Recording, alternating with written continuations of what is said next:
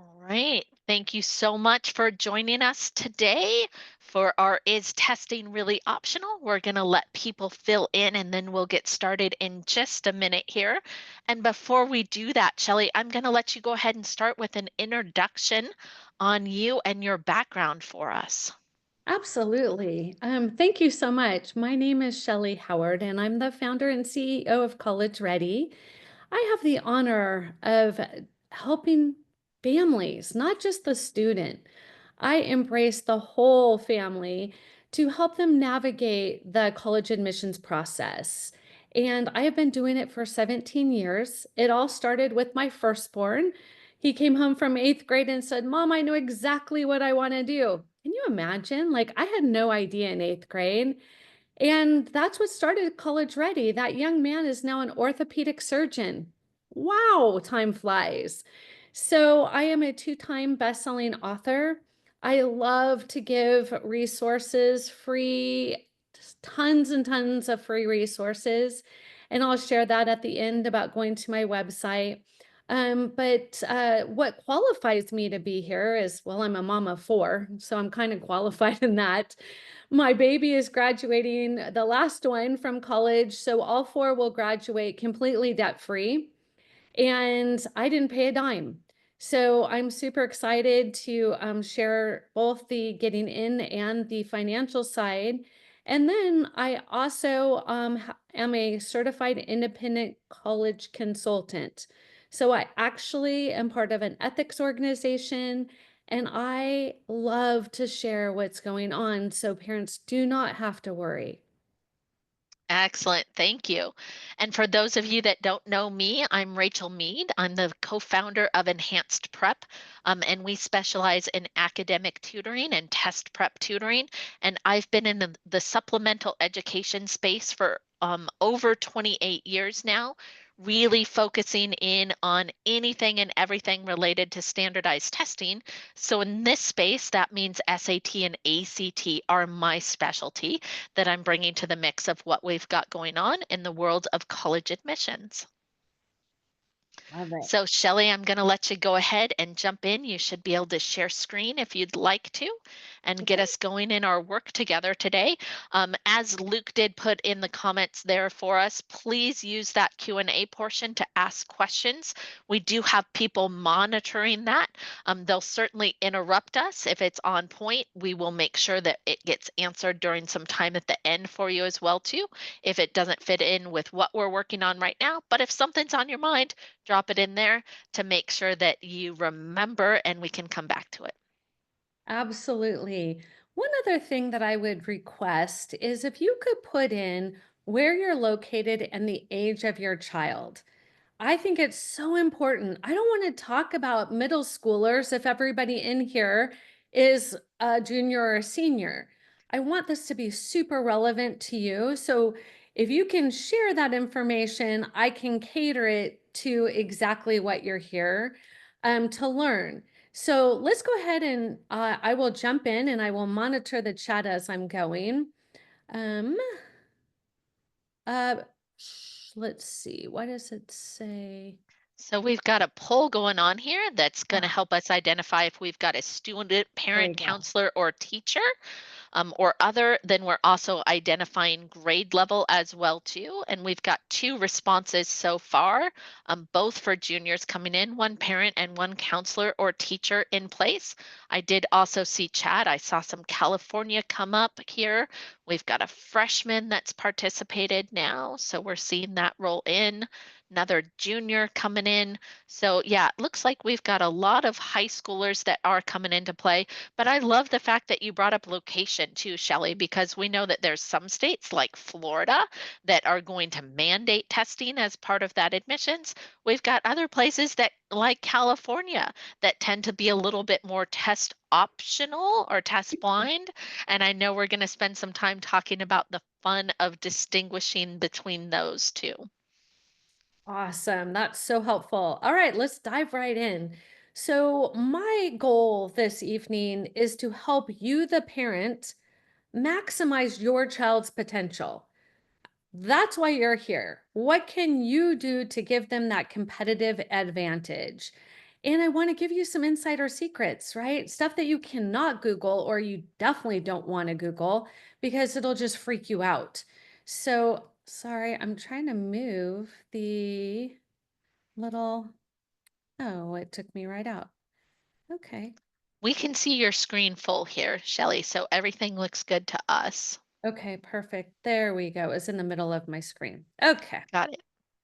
So, a little bit more about myself, very briefly. I am the founder and CEO, started 17 years ago, and we've helped well over, I mean, I've lost count, but we really spend our time getting to know our students. In the last 3 years, our students have earned over 23 million in scholarships. Last year alone, we had 29 seniors earn over 9.2 million in scholarships. So not only are we focused on getting students into college, the best academic, social, and financial fit, we're looking to get them out without massive debt. We support families looking to go Ivy, looking to go state, anybody over community college. You don't need me if community college is on your radar. You may need some support when you transfer to a 4-year. So our mission is very clear. We are here to empower families and give you knowledge and strategies to maximize your child's potential and secure admission to the best fit college for your child. So, my personal journey, I alluded to my son's dream. When he came home from school, he says, Mom, I know exactly where I want to go and exactly what I want to do. And I am like, oh, wow, because I changed my major 5 times. He's like, yeah, Mom, I want to be a brain surgeon. And I want to go to one of those Ivy schools. I took a deep breath and I said, yes, we will get that done.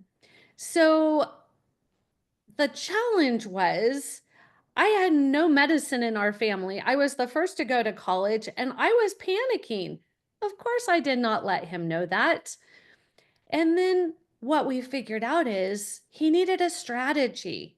So I became a certified college consultant and I reverse engineered a successful strategy. But guess what? He actually did it. And I have 4 kids, so I know that that is not always the case, but it was for him. We built a comprehensive plan, or I did. I invested the time and the effort to secure his success, but it cost. It cost me 33 hours a week on top of my full time job. And the result, he got accepted to Harvard, graduated debt free pre med. He had multiple full ride offers, and he had a balanced high school life, right? Isn't that what we want? Show me the money and let's have some fun. Your child can succeed, no different than my own. A strategic plan makes the dreams of that's what it is. It's not a let's wait and see, it's let's create the plan.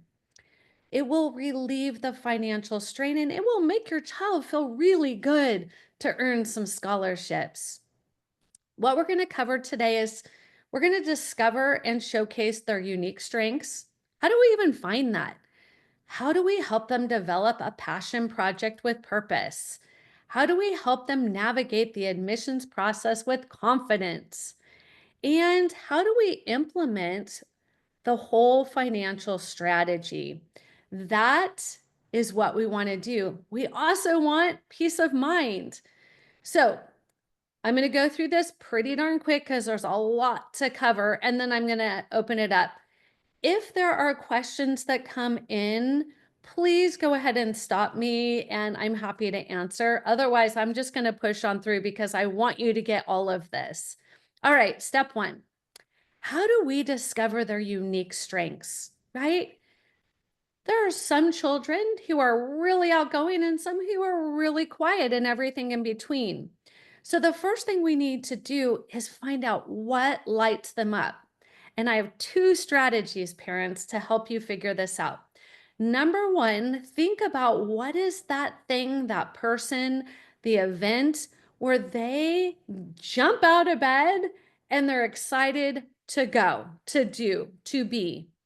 Or if they don't have one of those and maybe it's in their hand called their cell phone or computer, maybe you need to play this game called the millionaire game that I love to play with my high school students and middle school students. This is how it goes, parents. There's two rules. You cannot roll your eyes and you cannot tell me it's a stupid idea. Other than that, free game. If I gave you $1 million cash, if your child is not smiling, you have a problem. Just kidding.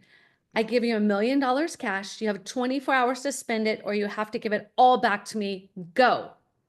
And if they look at you like, I got nothing, we need to go a little bit deeper. I've had students tell me they would first buy a yacht, take all their friends, fly them across the globe, like no concept at all of financial literacy. But I love their enthusiasm because it gave me something to start with. So an example would be coding, writing, volunteering. Those are some simple ones. What challenges do they want to solve? I will tell you, this generation, they are fired up. They are advocating. What is it for your child? Is it starving students? Is it students not being educated? Is it the elderly? Is it what gets them fired up? That's what we want to know. Now, why do their unique strengths matter? We can tell you by each college what they're looking for during the admissions process. We can tell you, are they looking for gifts and talents? Are they looking for ranking? Are they looking for test scores? Are they looking, what we can tell you that. And what I want you to know is the essay, the icing on the cake, is their unique strengths. So yes, very much matters. Colleges are seeking diverse contributions. Your child's unique piece to the puzzle, right? They can't have all business majors. They have to have some majors from every single group, or else they'd have to fire all the teachers 1 year, professors, and then hire them again. It's really quite a puzzle. How has your child made an impact? Reflect. What are you proud of them? What growth have you seen? What resilience have they offered? These are things we want students to start journaling, documenting, bullet pointing, whatever they can do to capture it. Now, how do you uncover your child's strengths? Some families just get stuck there. There are activities that make them lose all track of time. You know, the ones, the problems they want to solve, like they will debate you for hours. Moments they felt so incredibly proud, or when you bring it up to grandma, they get embarrassed. Those are some of the things that colleges want to know about your child. Here's a perfect case study. This student saw her brother go to Kenya, Africa, and when he came back, yeah, tell me about the story, no big deal. But all she cared about were the pictures of those little people wearing old t-shirts, no shoes, dirty, torn clothes. She was fired up. She had a huge passion for fashion and an empathy for underserved children. She thought it was incredibly unfair that they were born into this situation. And how would they ever have confidence to survive in a competitive world? So she created a project where she and her friends made gently used pillowcases into pretty little dresses. They taught themselves how to sew on YouTube. They got people to donate the pillowcases and the material and the ribbon and the thread, everything. They created these beautiful little pillowcase dresses. Then they got Doctors Without Borders to deliver them as they went out and served the underprivileged. Those doctors took pictures and video, and guess what? These little girls had some pretty little dresses. Hundreds of pretty little dresses went across the globe. And this student had an insane essay.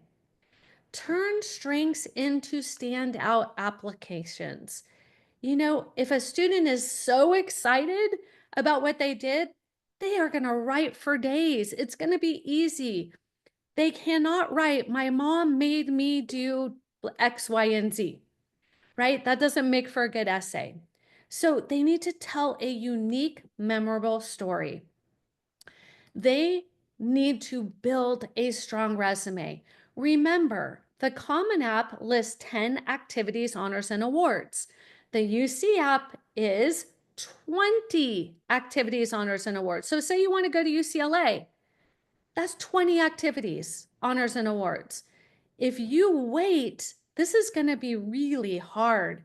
And guess what? They want you not only to do it, they want you to lead it and lead others to create that change.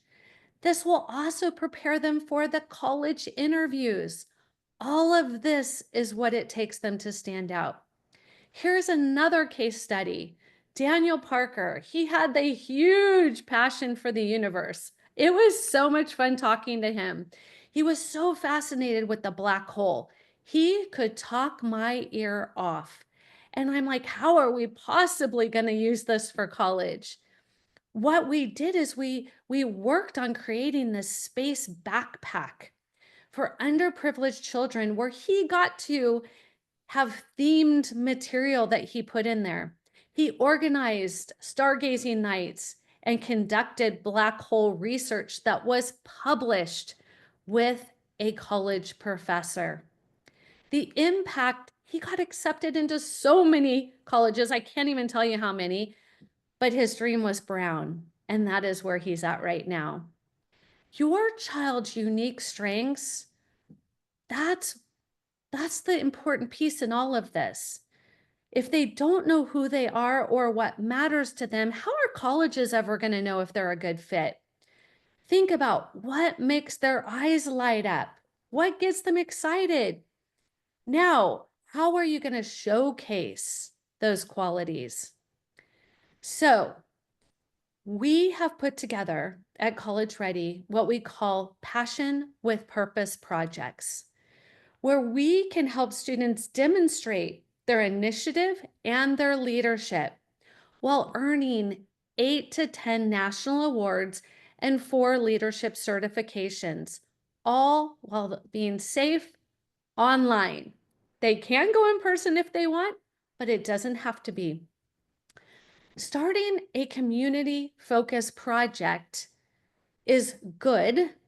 What is better is that they lead others to make that happen. It has to align with their personal interests. The other night I was on with a family and I was sharing this information with a potential client. And when I started talking about this, dad jumps in, he's like, okay, I've got this great idea. There's this plot of land. Nobody's using it. I think we should do a community garden. And the kid's looking at him like, I don't know who you're talking about. The dad was so passionate and so excited, and the student wanted nothing to do with it. So sometimes parents, I get it. Sometimes it takes a total outsider like myself to help them bring out their interests and help them have personal and meaningful impact. So how do you even start a passion project? That's what a lot of people want to know. First, you need to help your child identify a cause that they care about. Then, what is their role going to be? How will they set a clear goal, specific and measurable? Then, how are they going to engage others? You can't just put a post up on social media and expect everybody to come running. That's what most students think is going to happen. Then they have to reflect and document. These are so important. Meeting college expectations. Colleges are looking for students who are proactively contributing to their community. College is a business. They are not looking for a great student with a high GPA to come and sit at their school. That is not the goal. The goal is for a leader to come and lead things to make that college better so other people will want to come there. It's a marketing machine. They've figured it out. A passion project that aligns with your child's interests and future goals is huge. My son got 7 full ride offers because of his Passion with Purpose project. That's a whole nother workshop. Here's another case study in case you're like, oh, I know I'm still not figuring it out. I have a love for third world countries. I've been to 91 countries, and what I will tell you is education is the key to change that situation. I was in Uganda, Africa a year and a half ago, helping females create small businesses to provide for their families. When I came home, I was telling Henry, this is what happened. It was amazing. And he's like, how do I help? And that's where Empower Education got started. The mission is to support education in Uganda and Mexico. It is now grown to 54 students all over the globe where we meet once a week. And myself and my associate, Carrie, we get to mentor students, to lead other students, to provide the change, to give them education. It is an international nonprofit. Henry created the 501c3 status. I am on the board, but I am truly the mentor that helps the student do this. In 1 year, they have raised $28,000. They've built 2 schools in Uganda and supported an orphanage in Oaxaca. Do you see what I'm talking about? Somebody who is tutoring, somebody who is feeding the homeless, somebody who's just checking the box, that is not going to get them into the college of their dreams. Leadership is everything. The outcome is what they're going to be proud about. I encourage students to have a leadership role. Can you imagine your child leading a project? Hopefully your head is like, yes, I would. Well, maybe they're not there yet. Maybe they need support, right? There's student government, and some people are great at that. My 2 oldest, they live for student government. My 2 youngest wanted nothing to do with it. It's all about what inspires them to lead others, because if they are excited, they are going to want to lead. But what about the quiet leaders? Well, they're going to have to do it as well, because that's what it takes to navigate admission successfully. You must first overcome the myths and misconceptions. Your family does not make too much money to receive free money. Your student doesn't have to take 20 APs to get into an Ivy League. I could go on and on and on. The one thing I will tell you is don't go on all of these social media small groups, because I'm in them and they stress me out. Be very careful where you're getting your information. Empowering your child through this process is huge, because remember, when they leave for college and they're 18, they don't have to tell you anything, nor does the school. So setting them up for success right now is massive. Utilizing tools and expert guidance to simplify the process. We have built a platform called The Vault. It started with my firstborn when we had built 33 Google Drive spreadsheets. It was crazy. He was so tired of spreadsheets. So I created what's called the Vault. Inside the Vault, I create a standout strategy for every student. I create their positioning, their academic classes in what order, the tests they should take. Everything has a strategy. Utilizing the tools makes all the difference in the world. I started talking about myths. Well, believing that only perfect students get into top colleges. I don't believe all 4 of my kids were perfect, for sure, and they all got into great schools. Thinking that standardized test scores are all that matters or don't matter at all, right? Assuming the process is too complicated to navigate successfully. Well, this can be real. If you are a busy working parent with more than 1 child, for sure, it is going to be hard for you to do it on your own. And I know that because I tried it. And that's when I realized that this is where I was meant to be, inspiring teenagers other than my own, because I paid one of my consultants to give them the information because they didn't think I knew anything because I was just mom. So let's talk about supporting your child. How do you really get through this process and have them love you through it? You encourage independence with support.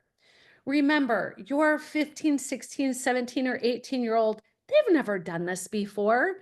Even if you went to college in the United States, it's nothing like it used to be. They need you, they need support. Their high school is not the place they're going to get it. If you have a good or great student, you're probably not going to get much support at all because they're going to be focused on helping the other kids graduate and show up to class. So let them take some ownership, but please don't assume they know how to do this on their own. A lot of them procrastinate because they are terrified and have no idea where to get started. They need a roadmap, right? Remember the first time they played a sport? Remember the first time they picked up a ball and they're like, I don't know. And then they picked up a bat and they're like, I don't know. Or playing soccer or an instrument, right? Without a roadmap, or I call it directions to the game, and it is kind of like a game, that they're not going to be able to navigate this. They need you or a professional to break it down, to give them clear direction and clear milestones. Providing resources and tools, checklists, calendars, organizational tools, time blocking. We teach students all of this because we know as soon as they leave for college and they get to pick when they go to class, when they don't, what major they want, which one they don't. We need to make sure they have these hard and soft skills to be successful. So you may be thinking, I don't have time to do all of this. And truly, I was just like you with my firstborn. I'm like, wow, can I find somebody to help me? So what I did is I took my son going into his freshman year and I made an appointment with his high school counselor. And I love high school counselors, they have the hardest job. And I said to my son, you tell her what you told me. And he goes, yeah, sure. I want to go to a top Ivy League school and I want to be a brain surgeon. Can you help me? And I will never forget what she said. She said, why would you waste your time or money being a doctor? They don't make money anymore. My son's eyes got huge and he looked at me and he's like, Mom, like, how is that going to help? And he's like, I guess I'm on my own. And I said, that's okay. Thank you for your time. And we walked out and he looked at me like so deflated. And that's when I realized I needed to step in. Understanding what colleges are truly looking for is more than just Googling US News and World Report, because that's not real information. You need to know the GPA, the test score, the community service, the leadership, the extracurricular, the letters of recommendation, the essay. You need to know all of that, and every school does it differently. I don't mean to overwhelm, but I need you to be able to support your child. So the benefit of using somebody like College Ready is to save time, reduce stress, and streamline the process to avoid pitfalls. Unfortunately, I get students from 7th grade all the way through transfer students.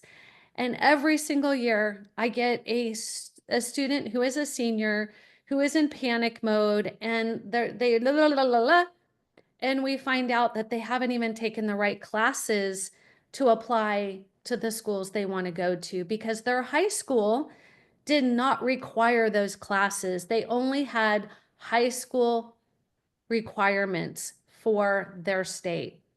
This was so hard to tell that family that you need to be very proactive because you don't and your student doesn't know any of this information. We tailor everything that fits your child's unique situation The very first thing we do is we help them figure out their gifts, their talents, their advocacy, their core values. Then we put in some fun assessments, and then we help them to find 3 careers that are a good fit, 3 majors that fit those careers, and will a robot be doing that career when they graduate? That is real, no joke. Now for another case study. Navigating this process is hard, even if you went to school in the US. But Miss Caitlin Colberg, her parents didn't go to college in the US. They are well educated, but they were well educated in another country, hoping to give her, Caitlin, a much better education, at least they thought. They were overwhelmed and they had no idea where to start. So what we did is we demystified. There was so much that they had heard and they thought and they were guessing that we had to provide them with real personalized roadmap for the parent and for the student, because the parent was kind of stressing out Caitlin. The result is Caitlin was accepted into several top-tier universities, including her dream school, UC Berkeley. She's now a senior this year, and she will be graduating debt-free and heading to her dream career. Her parents gave me so much credit, it was embarrassing, but I am grateful. So talking about navigating the process, how confident do you feel in navigating this process?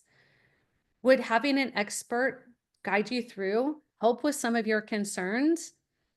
Because there is the whole financial strategy that I want to layer on top, right? Getting in is the hard part until you figure out how am I going to pay for it? And then it's like, oh, I had a call from a family this morning who were so excited their daughter got into TCU until they figured out that she did early decision without telling them. And it was a binding decision. She got rid of all of the other schools she never applied to. And then they found out it was going to be a $400,000 education because they did not do their SAI. They did not complete their FAFSA. They did not plan. And uh, it broke my heart when I had to let them know that early decision is a dangerous decision. Understanding the true cost of college, including hidden expenses like football games, like travel, like food, like decorating a dorm room, a sorority, there it goes on and on and on. So what you need to do, parents, is maximize the financial aid opportunities. And this is how it works. There's one bucket where the student gets to be the very best they can be, right? Get the best GPA with rigor, the best test scores, the best community service, passion with purpose, national awards, international opportunities. School clubs are the lowest. Why would they waste all of their time doing that? The big money comes from building up the student to get money. Then finding the academic, financial, and social fit of the perfect college match and having a strategy of why you're applying to each school. Because what happens is when you get the acceptances, you get to do financial negotiations. You get to come at them with reconsiderations, right? You wouldn't go to a car lot and just pay the sticker price, or you wouldn't even go and buy a new home, except in California, where you would pull up the flyer and pay that price. So why would you do it for college? It is unnecessary. And this is where most families get themselves in trouble. So the cost of college goes beyond tuition. It's fees, it's housing, it's extracurricular activities, it's travel expenses, it's personal expenses. So here are some strategies to reduce the cost. Maximizing financial aid and scholarships. The very first thing you need to do is find out what is your student aid index, SAI. Carrie, if you could put in the chat how they can get their SAI calculated for free, that would be awesome. We can help you understand what colleges think you should be able to pay. But I've never had a parent go, oh, yes, I can't wait to pay that. Nobody wants to pay that. So we need to help you understand how to get your financial house in order. We are not financial advisors. We're not here to sell you any product. We're here to help you to reduce your SAI, to increase scholarships, because that is the best way to graduate debt-free. There are merit-based scholarships. These are awarded to child's achievements regardless of how much you make. You can make millions and students can still receive scholarships based on merit. Need-based is going to be based on several other factors, your SAI, your income, what's on your taxes. There's a lot to it, and I can help you get through that. And then institutional and independent scholarships. These fund the gap, okay? There are hundreds and thousands of them, but be very, very careful. I made this mistake with my firstborn because I didn't know any better, so let me give you some wisdom. Number one, create a throwaway Gmail, which could be John Smith at gmail.com, whatever you want to call it. Just first name, last name at gmail.com, one that you don't even care about, because once you start applying to scholarships, you're going to get a ton of spam.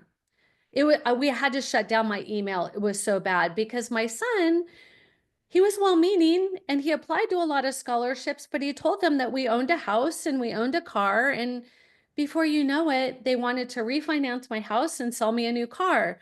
So remember, be careful who you give your information to. It is a little intimidating. Financial negotiations are real. The way my son got a full ride to Harvard is he had a full ride, the presidential scholarship at USC, and Harvard matched it. Harvard says they have no merit scholarships, but they do not tell you they have $53 billion in endowment that they buy down the cost of tuition. So it's all about what you know and what you don't know. So here's some keys to success. Start early. The earlier you begin, the longer the runway you have. Think of college similar to retirement. You wouldn't start planning for retirement when you're 80. Don't start planning for college when you're a senior or a junior. If you're there, you still have time, but that window is closing. The best time to start is when your student has curiosity, has drive, determination. Every student's a little different. I have some seventh graders who are more mature than a few of my seniors. So just know it's not an age, it's not a grade. I've had students who are freshmen take the SAT or the ACT and get a perfect score their freshman year. How impressive is that to colleges? Everybody needs their own strategy. Build a strong profile. The best scholarships often go to students who stand out academically and personally, right? They want to know, who is your student? What matters to them? Are they going to come and make their university amazing? Research generous colleges. Some colleges have way more money to give away than others. Your local state schools are often more expensive than your local private schools. I know it doesn't make sense, but I can show you on a discovery call. Here's another case study, okay? This family, the Argberg family, they wanted financial peace. They did not want to go into debt. They were deeply worried about affording college for their daughter, Karina. The solution is we customized a financial plan designed just for their family based on their unique needs, their goals. We put together a curated strategic college list, reach, comfort, and safety, generous, not so generous. So they had opportunity. The result is Karina attended her top college with minimal debt. It wasn't quite debt-free, but she picked a school that was a good fit all around for her. The family gained peace of mind and clear financial roadmap. Take control of your finances. Financial planning reduces stress and opens opportunities. Remember, I am not a financial planner here trying to tell you to go and spend money, blah, blah, blah, blah. That's not it. It's understanding. The FAFSA tells you what they're looking at and what they're not looking at. Tax code tells you where to invest your money and not to invest your money. It's all about understanding your money. It is possible to have a debt-free degree, but it's important to have a strategy to get there. It won't happen on its own. So in case you're feeling, I don't know if I can do this on my own, I wanted to share very briefly that we have a comprehensive and personalized plan where we maximize your child's potential and minimize stress and cost. What does it include? This is what it includes. We have a team of experts, professional essay editors. We have a team, you're going to hear in a moment, test strategy and the importance of that. It goes on and on. You need a village to support your family if you want to get into the dream school and graduate debt-free. Remember, it's the academic, testing, community service, leadership, extracurricular, recommendation, and essay strategy. So now I ask you, before I turn it over, who will be responsible for completing all of this? Will it be you, the parent? Will it be your child on their own? Or will you need a professional? We're here to support you, and I'm happy to answer questions now or at the end. All right, Rachel, it's all yours. Awesome. Thanks, Shellee. I would love to get some pass off from you, and we can start with some good discussion here about your view on where testing comes into play with this. And I'm going to lead a little bit first, and then I'll have you chime in. But we know that testing comes into three buckets. We have those schools that require it. It means you must send either an SAT or an ACT score as part of your application packet, regardless of what's happening.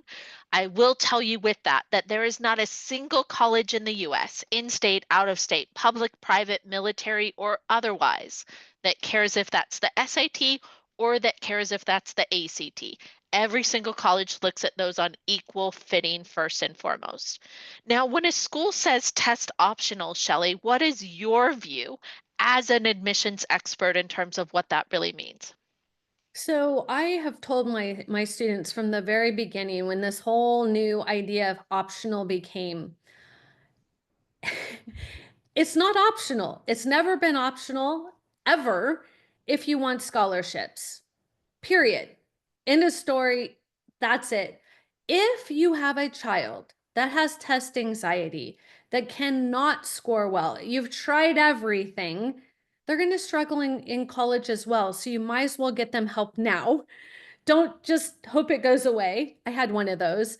And so my long short answer is, even if there's no place for them to put the number, if they get a 36 on the ACT, we're going to talk about it in an essay. How optional is it? It's not optional. And when it comes to those schools that are saying that they're optional, what that means is they're still looking at that test score compared to students that turn it in. And what we found is that those schools that have gone optional, their average test score is continuing to inch up and inch up and inch up as they're going through this.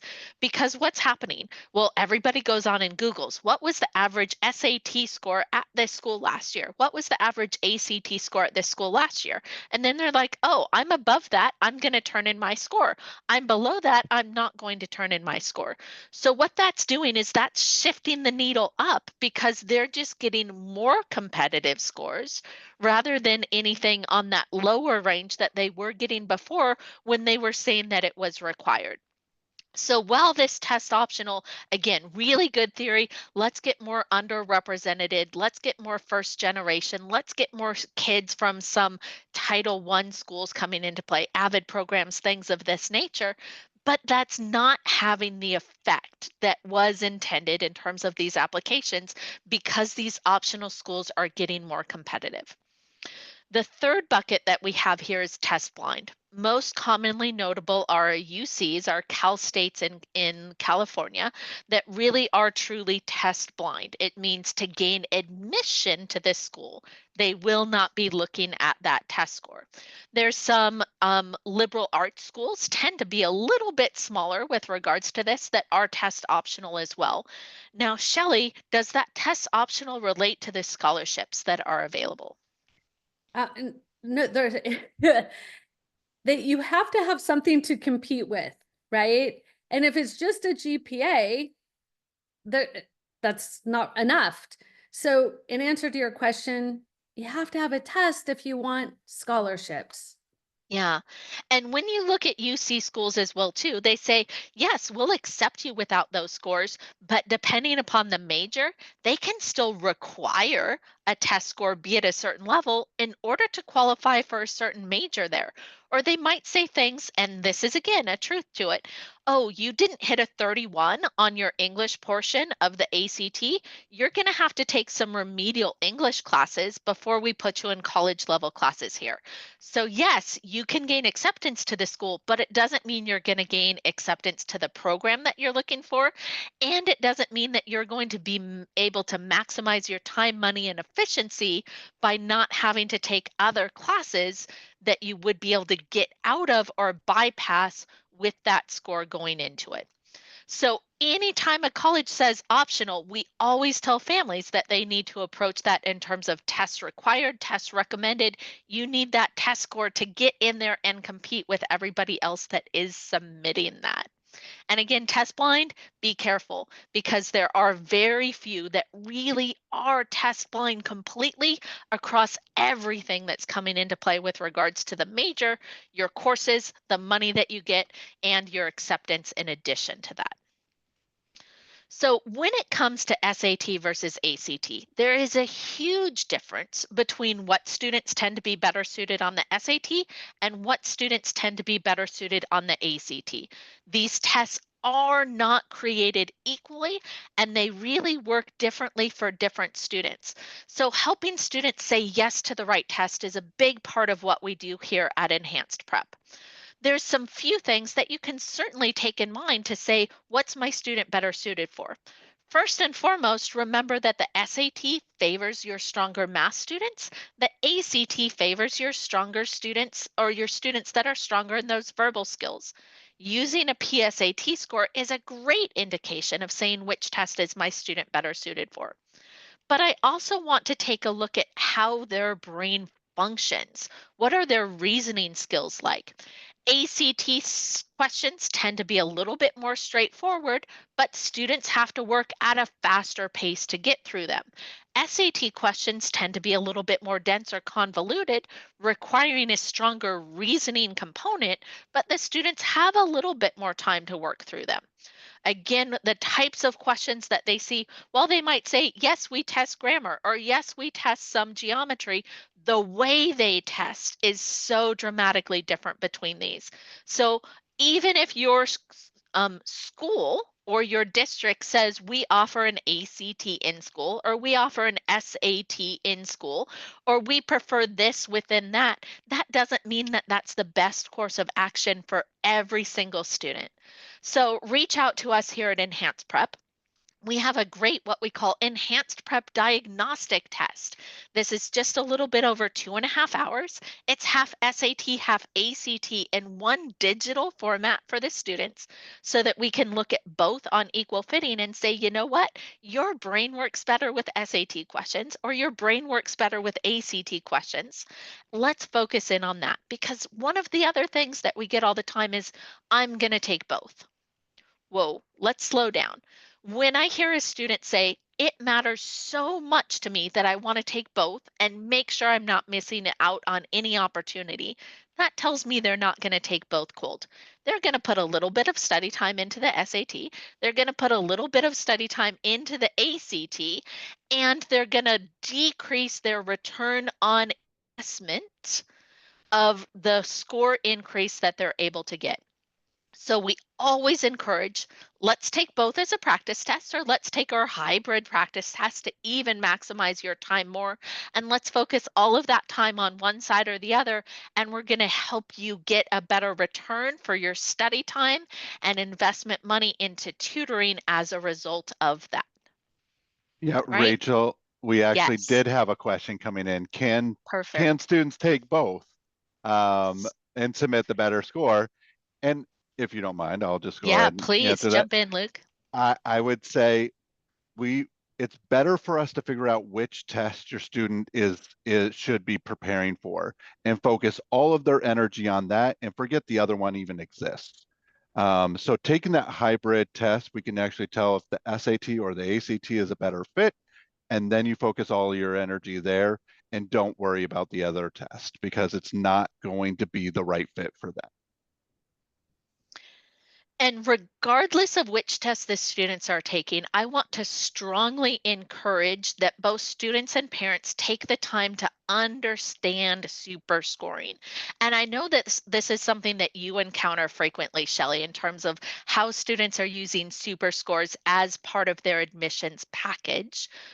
What is your view on the benefits of a super score versus a single sitting high score? It really depends on the university, or the college. It's not a one size fits all because if they can get a high score in one sitting, obviously that's proof that they are a super solid student. Not every student can do that. They need to take multiple times and be careful how many times you take it. It's not just throwing spaghetti at the wall. You need to be very mindful of when you take it, how many times you take it. But most importantly, super score can be helpful, but also can be harmful if your scores go down.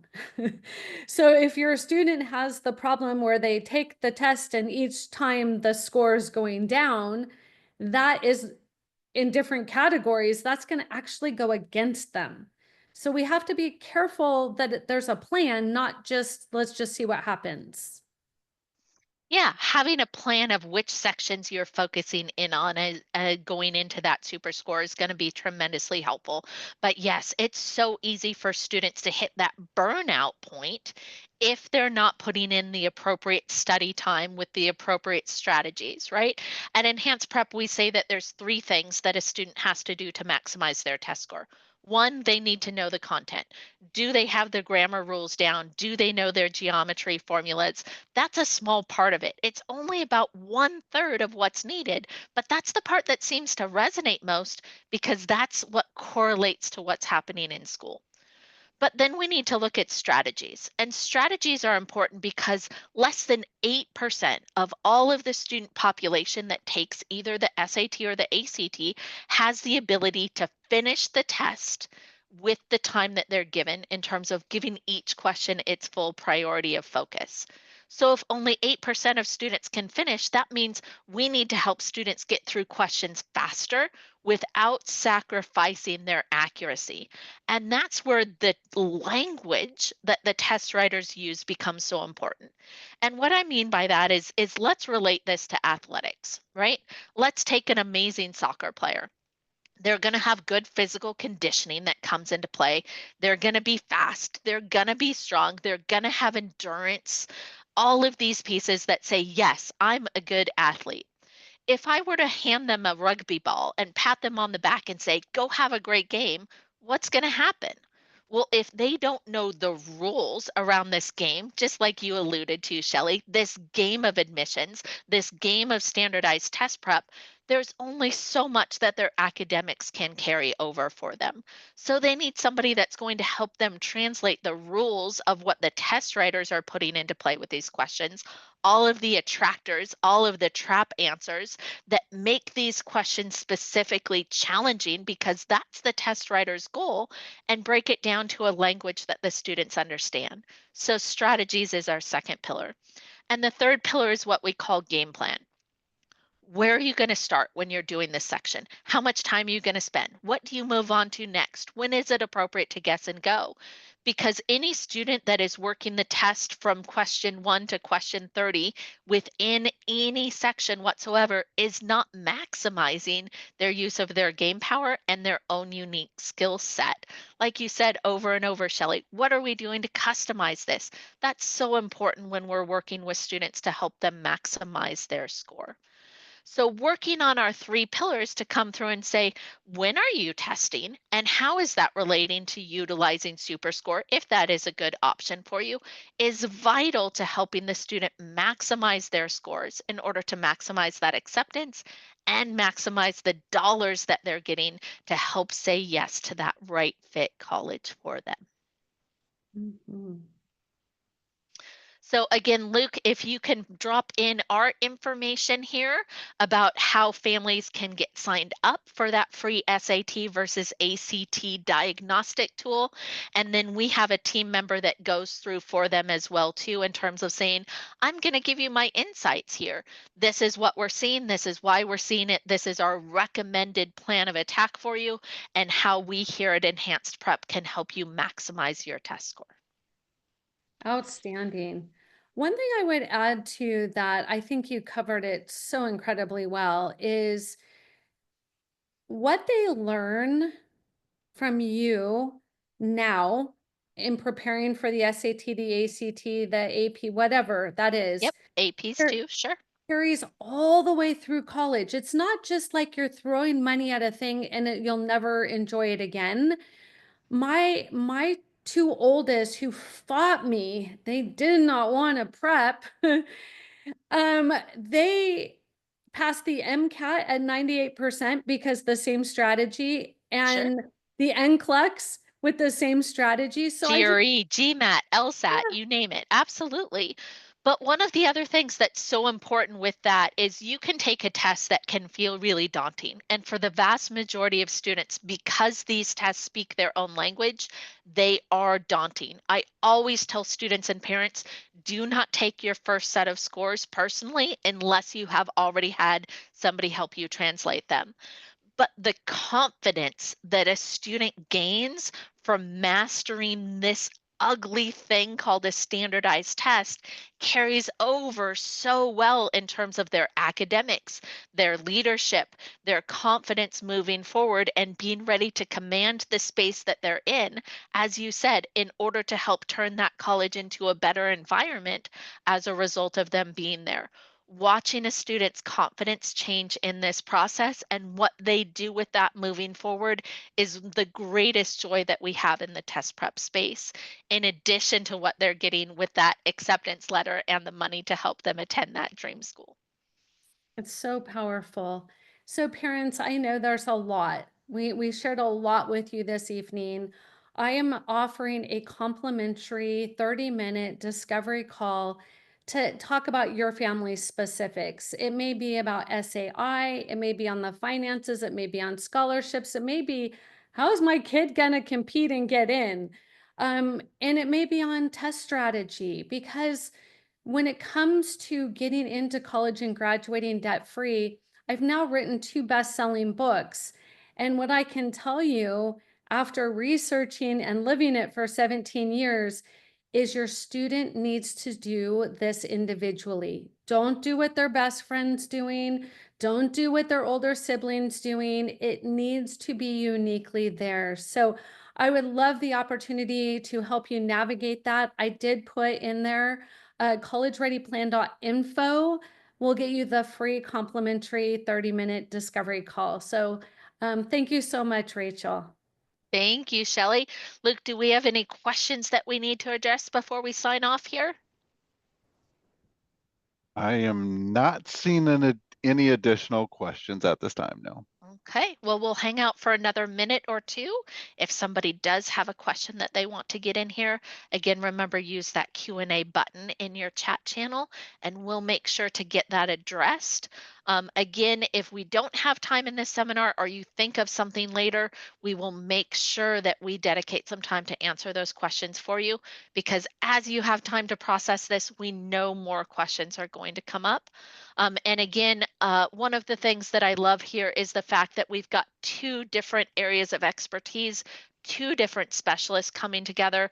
Shellee and her team at College Ready and my team here at Enhanced Prep do partner hand in hand when we're working to support students and their parents navigate this challenging, ever-changing landscape of college admissions and standardized testing in order to bring that village to you to help receive the best outcomes available. Outstanding. I guess we answered them all. Thank you, parents, so very much. Thank you for being here.